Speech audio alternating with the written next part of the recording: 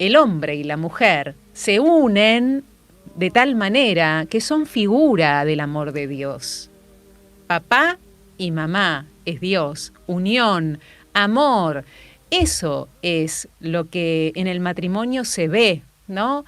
El amor de Dios en toda su dimensión dentro de la familia, así como Él lo quiso. Así como Él lo quiso con su propio Hijo en la Sagrada Familia. Por eso ponemos en el aire nuevamente Historias de Santidad Matrimonial, junto con dos amigos que volvemos a presentar. Leo y Pau, ¿están por ahí? Bienvenidos.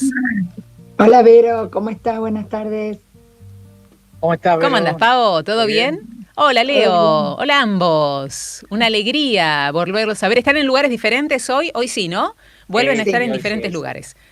Microcentro Hoy y sí, hoy sí. Ardales.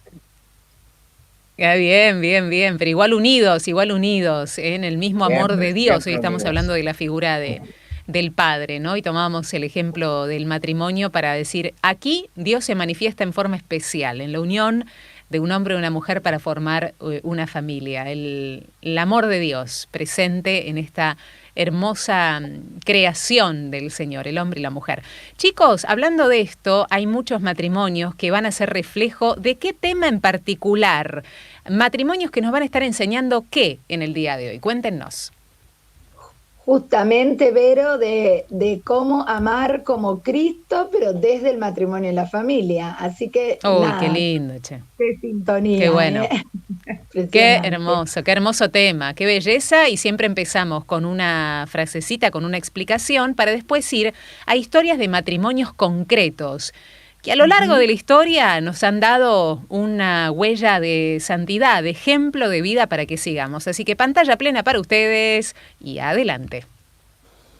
Bueno, y vamos a empezar con esta frase de Madre Teresa de Calcuta que dice, no todos podemos hacer cosas grandes, pero sí podemos hacer cosas pequeñas con gran amor. Bueno, queríamos justamente retomando esto, empezar por esto de que el matrimonio cristiano no es solamente una vocación y que tenemos y un acompañarnos en el camino, sino como siempre estamos mencionando con estas historias, es la vía concreta para llegar al cielo, ¿no? Y que esta vía, este caminito hacia el cielo o la santidad no es para pocos, sino que es para todos. Estamos todos llamados hacer matrimonios santos. Eso es la primera cosita, no, no menor, ¿no? Porque si no parece como que nos queda ahí lejos y sinceramente es para todos.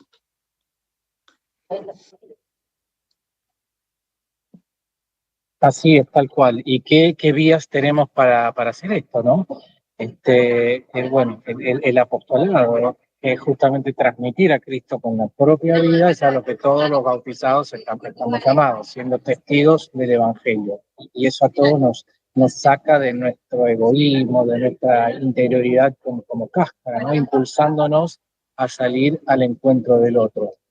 Por eso decimos que son dos pilares fundamentales en la vida de todo cristiano y por supuesto también el matrimonio, la caridad y el apostolado. Entonces llegamos acá a frutos concretos de los cuales hoy vamos a conversar a través de ejemplos, testimonios de varios matrimonios en la historia, de frutos de cuando se vuelve fecundo este amor en el matrimonio, entre esposos. Así es. Bueno, entonces, volver a recalcar, uno es la caridad, que la caridad como el amor, como decía Vero, el amor purifica el corazón, ¿no? Nos hace ser mejores siempre como personas, nos hace crecer en humildad, en paciencia, en misericordia, pero también están los apostolados, que ahí estamos transmitiendo a Cristo con la propia vida, ¿no? Esta misión que tenemos, como decía Leo. Y dentro de estos frutos, eh, la caridad conyugal, o sea, la caridad en el matrimonio, implica comprensión, respeto, ¿no? Entre las partes, ese perdón cotidiano entre los esposos del que muchas veces hemos hablado. Siempre recordamos que el Papa Francisco decía, no se vayan a dormir peleados, es muy importante pedirse perdón. Es también ejemplo y es modelo para nuestros hijos, ¿no? Esta manera de ser. Es realmente vivir en el amor en el seno de la familia. Eso sería como para adentro. Y después tenemos, claro, el apostolado matrimonial. ¿No, Leo? Así es, estar al servicio del reino, de las misiones, preparando a otros, llegando a otros, como por ejemplo novios, catequesis, todo tipo de acción social, de oración, etc. En obras concretas, visitando enfermos, acompañando ancianos. Ahora vamos a tocar unos cuantos testimonios que cubren todo esto a lo largo de la historia, con matrimonios bien sencillos y muy distintos entre ellos. Uh-huh. Bueno, van a ver en estos matrimonios que ellos hacen muchas obras de caridad, visitar enfermos, colaborar en las cáritas, acompañar ancianos, y también hay un amor, una caridad en lo oculto, ¿no? Ese lugar en donde nadie lo ve, donde tampoco se espera un reconocimiento, pero allí está. Bueno, vamos con nuestro primer matrimonio, Leo, si querés. Vamos entonces, Vero, con el primero, que nos lleva a fines del siglo XVIII, principio del siglo XIX, este muy lindo caso y muy particular de los ex esclavos, Pierre y Juliette Toussaint, haitianos eran ellos, nacidos en Haití. Bueno, él recibe formación, caso raro, ¿no? Para un esclavo, pero era de los esclavos, digamos, de hogar, de domicilio, que no trabajaba en la plantación, sino que estaba al servicio de una familia la cual tiene que huir con una revolución desde Haití y termina en Nueva York, donde él se forma como peluquero y termina siendo como el gran coafer de la alta sociedad neoyorquina y hace un muy buen ingreso así, ¿no? Y termina él comprando la libertad de su futura esposa, de Juliette, quien también estaba en otra ciudad de Estados Unidos con una familia también. Bueno, y ambos forman un hermoso hogar, con la tristeza de no poder tener hijos propios, por lo cual terminan adoptando a una pequeña hijita de una hermana de Pierre, ¿no? Bueno, ella la crían con todo el amor hasta los 15 años y lamentablemente fallece de una enfermedad. Y ahí es donde nace ese inmenso amor hacia los demás, hacia otros niños y hacia las obras de bien y de caridad en general, que ahora Pau nos va a ir comentando. Sí, este profundo dolor que tienen Pierre y Juliette de la pérdida de esta hijita adoptiva, los estimula muchísimo para hacer obras de caridad.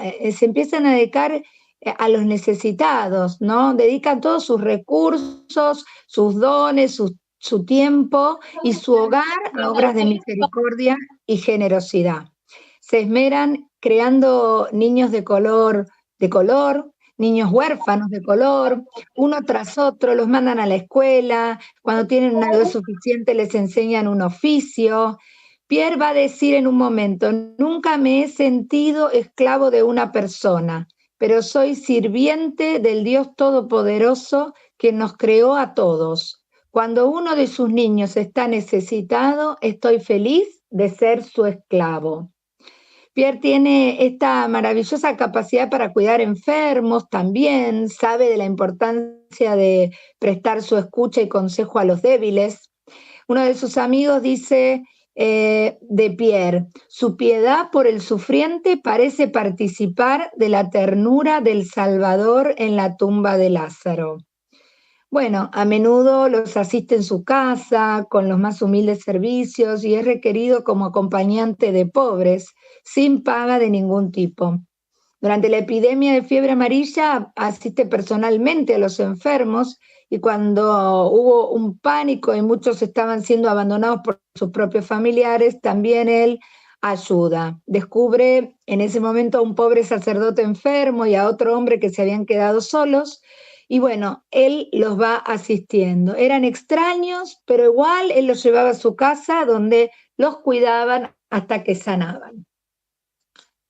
Sí, y bueno, ellos no solo hacían directamente sus propias obras de bien de misericordia, también apoyaban económicamente, digamos, a muchas instituciones católicas generalmente que atendían y servían a los pobres, en la catedral, en orfanatos, tanto para blancos como chicos de color, huérfanas, niñas negras, escuelas para niños y una mutual de afroamericanos donde se cubrían los gastos médicos y etc. Así que todo tipo de obras de bien, de misericordia que ellos apoyaban. Y hay, bueno, una linda anécdota donde bueno, él seguía todavía trabajando con su peluquería, ¿no? Él tenía varias, también atendía a domicilio en Nueva York, todo tipo de señoras de la aristocracia, y una de ellas le dice en un momento, pero Pierre, tú tienes tan buen pasar, tanto ingreso, ¿por qué no dejas ya de trabajar? Y él le dice, sí, señora, para mí tengo lo suficiente, pero si dejo de trabajar no tendría lo suficiente para los demás. Así que él claramente quería seguir ejerciendo su oficio para poder seguir haciendo que todo esto derrame hacia el resto de los necesitados de Nueva York. E incluso en su última etapa, él se propone recaudar fondos para construir la Catedral de San Patricio.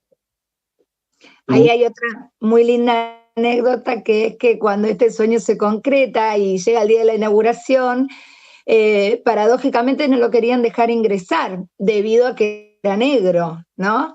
Pero bueno, por suerte un parroquiano lo reconoce y ahí se hace justicia y él le dice a la guardia, pero sí es él, el propio Toussaint, quien ha hecho posible esta obra. Así que sí, ahí termina esta primera pareja de Pierre y Juliette Toussaint, y ahora podemos ir hacia Europa, pero con un matrimonio que ambos nacieron en Chile, son americanos, pero después vivieron y desarrollaron toda su vida personal y profesional en Barcelona. De bastante chicos sus familias se mudaron hacia España, se conocieron en Barcelona y se terminan casando. Él termina teniendo muy buen pasar como profesional en el ámbito bancario, financiero, es fundador del Banco de Barcelona, y ella empieza a percibir la problemática de la mujer y de los niños abandonados, especialmente después que hay como una gran racia por el centro de Barcelona que aniquila la ciudad con mucha hazaña contra las instituciones católicas, incendian monasterios, iglesias, es un desastre en lo que era la antigua Barcelona. Ahí como que ella se pone manos a la obra junto con su marido que la acompaña para reconstruir la ciudad con un concepto mucho más moderno de, por ejemplo, de guarderías, que no existían, nadie pensaba en guarderías para niños pequeños cuyas madres trabajaban. Ella se ocupa de esto, fundando salas de asilo, compra parcelas para construir hospitales, talleres profesionales, para enseñar oficios a los jóvenes, y siempre con la idea de que a la larga se crean estructuras donde pudiera sostenerse esta gente y no vivieran así crónicamente de limosnas. Su frase era, ejerced la caridad por vosotros mismos. Dar simplemente limosna, que es lo que algunos creen es la mayor caridad, en realidad es la menor de todas las formas caritativas. Bueno, yo quiero aclarar por las dudas que ellos son Dorotea Chopitea y José María, ¿no? Este matrimonio. Y entre ellos, entre ambos, y ella con el apoyo incondicional de su esposo y el convencimiento que tenía de que los pobres serán mi primera preocupación, encara esta gran transformación en la ciudad. Y despliega 32 obras entre, como decía Leo, jardines de infantes, escuelas, talleres de oficio, hospitales e instituciones religiosas orientadas a la educación y formación de los jóvenes. Y este afán por ayudar de una manera eficiente y encontrar soluciones, especialmente para los hijos de esta clase obrera, ¿no? Cuya educación siempre fue una de sus prioridades. Bueno, muchos siguen hoy funcionando y la capital catalana la empezaba a llamar la limosnera de Dios. Y después ya en sus últimos años enviuda Dorotea, y en ese momento es una de las personas más ricas de la ciudad. Bueno, como mencioné, su esposo había sido fundador del Banco de Barcelona. Pero ella empieza a donar una gran porción de su herencia para obras de beneficencia, y pronto se le ocurre escribirle a San Juan Bosco, que ya se estaba haciendo muy conocido con su apoyo a los jóvenes en las zonas marginales de pueblos de Italia, y le dice: yo querría también fundar una obra para jóvenes trabajadores y huérfanos acá en los suburbios de Barcelona. Don Bosco enseguida le contesta, gozoso acepta, y así es que Dorotea se convierte en una gran cooperadora de Don Bosco en Barcelona. Funda obras, colegios salesianos en Barcelona mismo y en su Chile natal, donde funda también un par de colegios. Incluso Don Bosco, que una vez la visita, la empieza a llamar nuestra mamá de Barcelona. Y en sus últimos años, doña Dorotea dará 3 nuevas obras, el último dinero que estaba guardando para su vejez, a 3 nuevas obras. Ella decía: Dios me quiere pobre. Se estima que para entonces había entregado unos 20 millones de pesetas de aquella época en obras de caridad, excediendo con creces lo que el propio Estado invertía en las distintas instituciones. A los 75 años moría pobre y sus 6 hijas concluirían sus obras. Yo cada vez que termino digo: qué manera de amar, ¿no? Porque creo que un poco el amor del que estábamos hablando, y que también, Vero, había bastantes mensajitos con respecto a esto, es el que desborda para poder lograr todo esto, ¿no? Dar así hasta las últimas consecuencias. Como también decía la Madre Teresa, dar hasta que duela, ¿no? Hasta que duela. Por eso hay una pregunta que nos puede guiar hacia el compartir, porque aún faltan, ¿no?, más historias que nos hablen de este amor de Cristo a través del apostolado y las obras de caridad. Pero ¿cuál es la pregunta que nos proponen en el día de hoy, chicos? Cuéntenos, así podemos participar. Claro, hoy queremos reflexionar un poquito, digamos, nosotros mismos nos preguntamos cada tanto esto, ¿no? ¿De qué formas hemos logrado, digamos, derramar nuestro progreso, nuestro avance espiritual, material, nuestro crecimiento más bien, en obras que elevan a los demás? Si quieren comunicarse con ellos, recuerden que hay un Instagram, caminos.santidad.matrimonial. Y aquí algún mensaje que va llegando, más que nada de saludos. Buenas tardes, desde San Rafael. Qué gusto escucharlos a Pao y a Leo. Abrazo grande para ellos, aunque cueste. Viva la santidad matrimonial. Adelante, Vero y Sergio, gracias por invitarnos a generar desafíos nuevos en la vida para que nos ayudemos y ayudar a otros. Así que gracias de estos hermanos hacia ustedes, Pao y Leo, que tanto bien hacen a partir de este espacio. Mientras, escuchamos la segunda parte de estas historias de amor que nos hablan de el darse según los frutos que Dios nos regala en el camino. Adelante, chicos.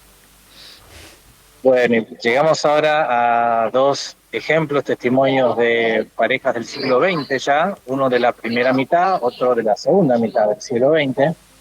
Y la primera se trata de Hildegarda Burgian. En este caso es una pareja que se casan y se establecen en Viena, en Austria. Ella era filósofa, estudió, y él también es un importante empresario que se dedica a los negocios. Ella tiene una historia en sus inicios que la sacude, ¿no?, para pasar a ser una católica creyente, en el ejemplo de vocación de unas hermanas donde ella estuvo internada en un hospital en Berlín. Ella ve con la enorme vocación con que la atienden y le terminan salvando la vida con la oración, porque ya estaba desahuciada por unos problemas renales muy importantes, y bueno, se salva de ahí. Le habían dicho que nunca iba a poder tener familia, y eventualmente tiene el milagro de tener una hija, que era muy frágil de salud, pero bueno, tiene una vida de varias décadas, y ella siempre recuerda estas hermanitas que le habían dado su ejemplo, por lo cual termina convirtiéndose en una católica y logra incluso la conversión de su esposo. Bueno, y como dice Leo, recordando esta vocación de servicio, Hildegarda funda en 1919 Caritas Socialis, una orden religiosa femenina que estaba volcada al mundo de los excluidos sociales, ¿no? Ella elige un lema para esta orden religiosa y es: el amor de Cristo nos apremia. Luego, con el tiempo, ella va a asumir el rol de superiora de esta congregación, a pesar de que era laica y casada. Se preguntaba, ¿es posible ser a la vez Marta y María? Y decía, seguro que sí, este es el gran ideal que queremos lograr, no perder de vista la presencia de Dios a causa de ninguna actividad con los hombres. Ese debe ser nuestro objetivo, ¿no?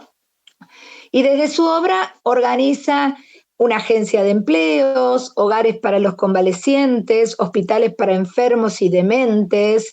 Bueno, también gestiona hogares para madres solteras y para adultas sin hogar, y distribuía comida con la orden caliente para los pobres. Las hermanas iban a la estación de tren también a asesorar a jovencitas en riesgo de caer en la trata, y les conseguían también asilo.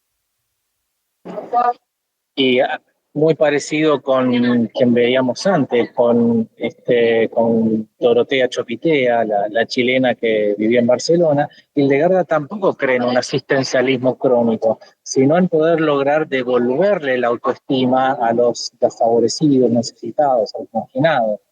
Ella decía, con las pequeñas limosnas no se ayuda realmente a la persona, hay que ponerla de nuevo en pie y que exclame convencida, soy alguien y voy a hacer algo, voy a lograr algo.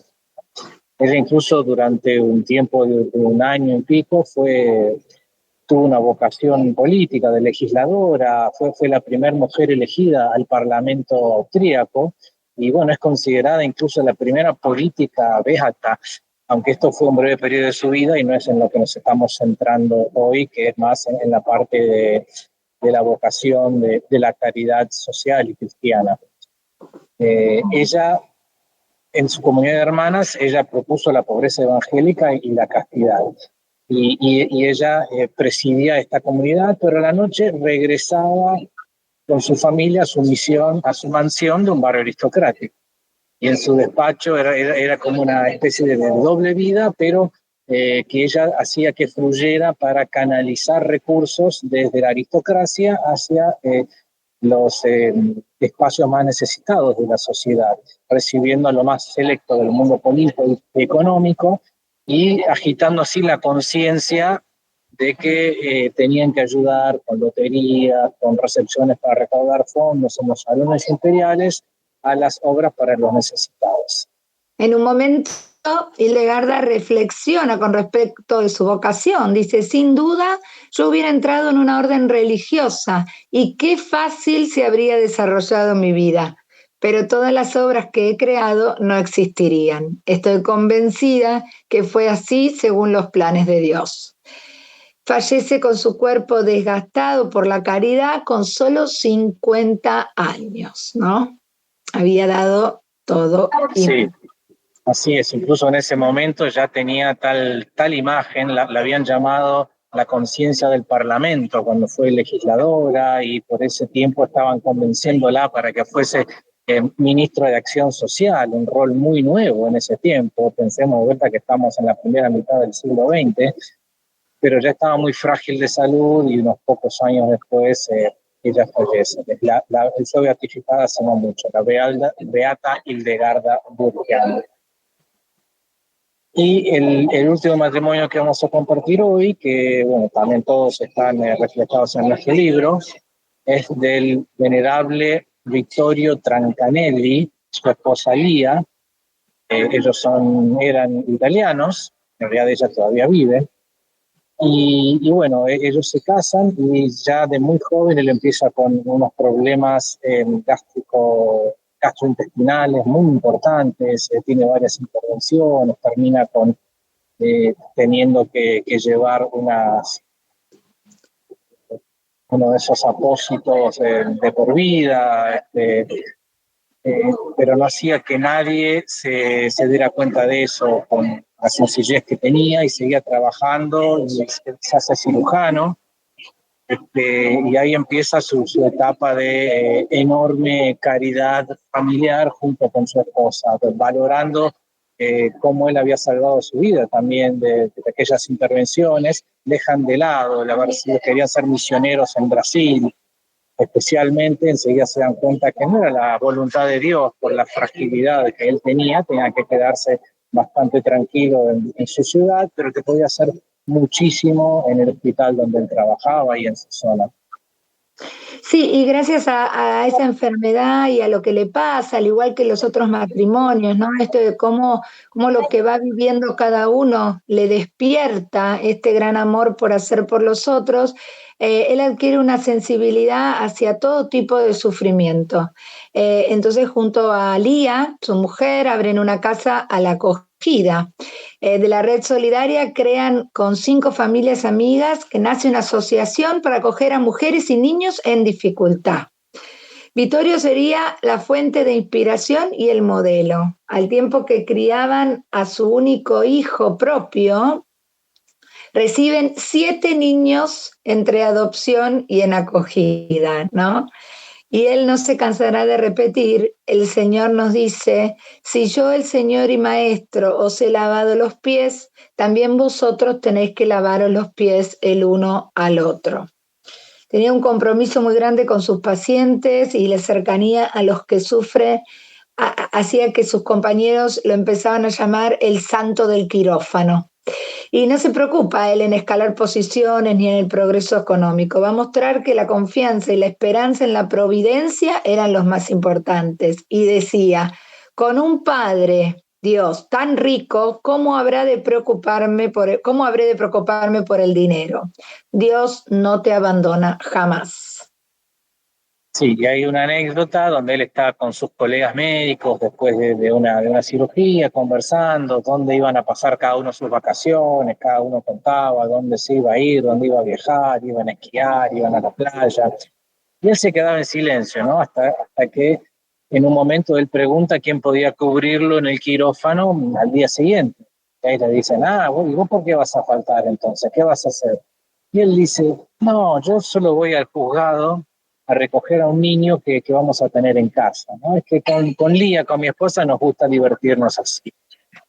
Entonces, con su sencillez les estaba dando testimonio de lo que él hacía lo que ellos hacían para contener a niños necesitados, huérfanos en su casa. Y ya en 1998 llegan sus últimas horas donde ya su salud desmejora terminalmente y llegan los últimos momentos junto a su mujer y sus hijos. Sí, en un momento llama a su lado a su mujer y a sus hijos y le ofrece una mirada muy especial a cada uno y les dice, te llevo conmigo, donde voy yo, tú también irás. Y les deja una reflexión que es como si fuese su testamento. Dice, por esto vale la pena vivir. Aunque me hubiera convertido en quién sabe quién, aunque hubiera tenido dinero en el banco, hubiera comprado muchas cosas, pero ¿qué traería conmigo ahora? ¿Qué traigo ante Dios? Ahora llevo el amor que hemos dado. Su esposa Lía hoy sigue acogiendo niños en tránsito en su casa. Sí, esta es una historia muy reciente. Y ella sigue viviendo en Italia. Y como, reflexión final, ¿no? ¿Cuántas veces todos nosotros ponemos todo tipo de, no sé si excusas, pero justificaciones para no hacer tanto, para hacer menos, para no exigirnos tanto? Y ellos realmente no buscaban ni ponían excusas en todos los casos y hemos visto historias totalmente distintas, con orígenes muy distintos, desde un esclavo que podría haber dicho, no, yo ya sufrí bastante en toda mi crianza, no tenía libertad, ahora quiero disfrutar un poco el dinero que pude hacer. Sin embargo, ese dinero va para todos los necesitados, ¿no? Teníamos a Chopitea, que también con su esposo pudo haber viajado y toda su vida disfrutado de su dinero y se lo dejaba a sus 6 hijas, tenía 6 hijas para criar, y ella dona todo y termina siendo pobre, ¿no? Parecido Hildegarda, ¿no? Que tenía también una hija y todo tipo de dificultades. Quizás hubiera sido suficiente con sus aportes desde la política como legisladora, pero ella se entrega por completo fundando una comunidad de hermanas que llegara con sus tentáculos a todas las mujeres necesitadas de su país y de otras partes de Europa. Y finalmente, bueno, en varios casos el tema de la fragilidad de salud, que también era una justificación que podría haber usado Victoria, usado Hildegarda para decir, no, yo soy frágil, me tengo que cuidar, para hacer pequeñas cosas, pero se dieron por entero y entregaron su vida a los 70 y pocos años, los dos, dieron hasta lo último, o sea, dieron hasta que el cuerpo dijera basta y Dios lo recibiera con sus brazos. Y nos gusta pensar que no hay que tener para dar, ¿no? Es también darnos, y a veces es el tiempo, y a veces es escuchar al otro, y a veces acompañar sin decir mucho, o dar un abrazo. Digo que cada uno en su lugar y en su momento que vive y en su espacio entienda que esto es el amor es dar el amor, no es lo económico, no es la plata, no es lo que tengo, sino amar al otro. Ellos el amor lo pudieron también representar con lo material, los que no podemos, pero podemos dar todo el amor que Dios nos da a nosotros. Y creo que eso es lo que nos hace caminar hacia la santidad, no al cielo, como siempre decimos. Hermoso. Hermosura. Sí. Bueno, acá les siguen mandando saludos. Carlos, por acá agradece mucho el programa. Les mandan saludos también desde Azul, desde Loma Negra. En realidad es un pueblito cerca de Olavarría. Dice que está precioso el programa que está escuchando ahora. Y un abrazo a las mujeres del cursillo 81 que están yendo a un seminario en la ciudad de Azul. Y quizás también algunas de ellas nos están sintonizando en este momento. Hacer el bien sin mirar a quién. Esto lo aprendí de mis padres y en mi matrimonio también lo aplicamos con mi esposa, dice un oyente que no se identifica, así que hay repercusiones sobre estas historias emotivas, emocionantes, llenas de contenido y llenas de huella de santidad, chicos, lo cual agradecemos mucho que lo hayan traído hoy. ¿Con qué propósito nos podemos ir como herramienta? ¿Qué podemos hacer dentro del matrimonio y de la familia para que salgamos para afuera según los dones que Dios nos va regalando en el camino? Yo miraría al lado mío, ¿no? Primero a Leo, después a los hijos y después a los vecinos y después para y ver cuál es la necesidad, porque tenemos que estar atentos a las necesidades de los otros. Las necesidades son diversas, no siempre son económicas o de esto o lo otro, muchas veces son afectivas, muchas veces, como digo, son sencillas. Me gusta la frase de la Madre Teresa, no tenemos que hacer cosas grandes, tenemos que hacer de lo chiquito algo grande, que sería amar con toda nuestra fuerza. Cierto. Así que yo me pondría a mirar hacia el lado, hacia mi lado, ¿no? Hacia el costadito, a ver qué veo, qué necesidad me encuentro. Qué hermoso. Gracias por esta invitación y nos quedamos con esta frase de Madre Teresa también en su imagen y esperando las próximas historias. Nos ayudan mucho, ¿no? En el camino, chicos. Gracias por este gran trabajo de investigación. Recuerden, los que preguntan, sí, hay un libro con estas historias. Hay un libro con historias bien desarrolladas de cada uno de los matrimonios que van pasando en cada programa en forma aquí resumida. El año pasado hicimos historia por historia. Ahora las agrupamos para que tengamos herramientas concretas para que en cada semana las podamos aplicar dentro del matrimonio de la familia. Leo y Pau, nos encontramos entonces. Hasta la semana que viene. Muchas gracias. Saludos a todos. Vero. Un abrazo. Saludos a todos. Ahí estaba Paola Rizuleo y Leo Cosi.